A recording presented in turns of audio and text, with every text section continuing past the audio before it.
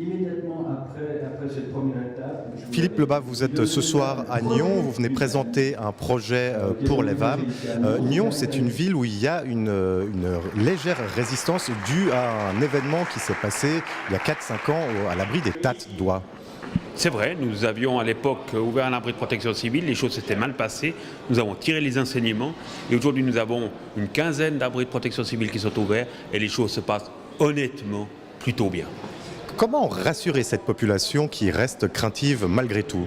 D'abord, il faut les écouter, il faut écouter leurs préoccupations, parfois légitimes, mais parfois qui tiennent plutôt de propos du café du commerce. Il faut y répondre, démontrer que l'on comprend leurs préoccupations et que nous avons des réponses parfaitement concrètes. Et la présence, notamment sur les questions sécuritaires, d'un commissaire de la police cantonale et d'un responsable de la police régionale, qui ont apporté un discours parfaitement clair, parfaitement transparent, parfaitement convaincant, doit être en mesure de dissiper les craintes lorsque celles-ci sont infondées.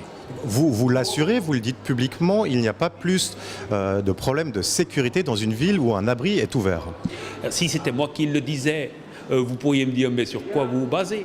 Je constate que la police cantonale a procédé à une analyse exhaustive et a démontré qu'il n'y avait pas plus de délinquance là où un abri de protection civile était ouvert que là où il n'y en avait pas. C'est donc un constat de la police cantonale.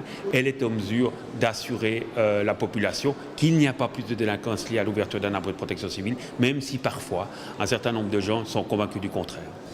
Parlons juste de la situation nyonnaise et du district de Nyons. Ce n'est pas le district qui accueille le plus de migrants. Alors, objectivement, chiffre à l'appui, il y a moins de requérants d'asile dans le district de Nyons que dans la plupart des districts vaudois. Et le Conseil d'État a le souci d'avoir une répartition la plus équilibrée possible. C'est pour ça que nous nous sommes approchés de la commune de Nyons et je constate que la commune de Nyons a répondu favorablement à l'appel de l'EVAM.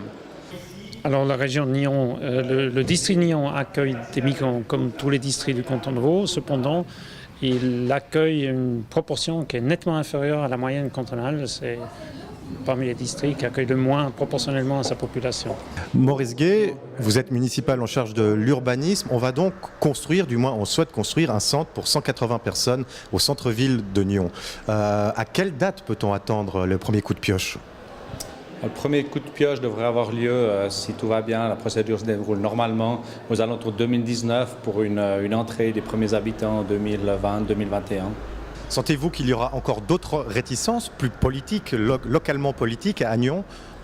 C'est possible. Vous savez, chaque fois que j'ai ouvert un abri de protection civile ou une structure, il y a chaque fois une séance d'information publique, justement pour informer de manière la plus objective possible la population. Il y a eu des réticences et puis on constate aujourd'hui que globalement, les choses se passent plutôt bien. Il faut s'en réjouir, même si c'est toujours extrêmement fragile. Et si on ne peut pas exclure des ennuis, c'est évident. Je veux une politique de transparence, de vérité. Je ne peux pas exclure qu'il y ait des problèmes, mais ce que je peux garantir, c'est que nous prenons toutes les mesures afin de limiter au maximum les problèmes.